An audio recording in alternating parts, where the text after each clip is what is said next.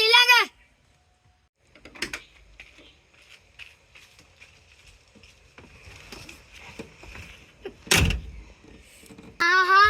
මං කියලා තියනවා නේද වාහනයෙන් නගිනු සරප්පු දාගෙන ඉන්න එපා කියලා.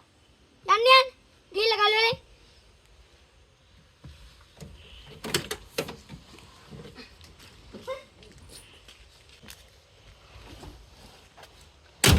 හරි සර්. හරි වාහනේ ඉස්සරහට ගන්න. සර් මේක ඉස්සරහට යන්නෙම නෑනේ.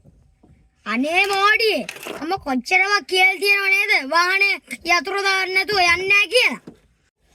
සිහි කල්පනාව නැහැ. ගෙදරට වෙලා ෆෝන් එක ඔබ ඉන්නවා ඇති. පොඩ්ඩක් ඉන්න. මට තමුන්ගෙන් ප්‍රශ්නයක් අහන්න තියෙනවා. මොකද්ද සර්? වාහනේ යනකොට ඉස්සරහා සිග්නල් ලයිට් එක වදිනවා. එතකොට මොකද්ද කරන්නේ? ඉස්සෙල්ලම සර් වාහනේ නවත්තනවා. බොහොම හොඳයි. ඊළඟට බැහැලා ගිහින් වැටුණු සිග්නල් ලයිට් එක අහුලගෙන එනවා. වැටුණු සිග්නල් ලයිට් එක අරන් මෙහෙම එන්න එපා. වැටුණු සිග්නල් ලයිට් එක අරගෙන ගෙදරන් ඵලෙත්.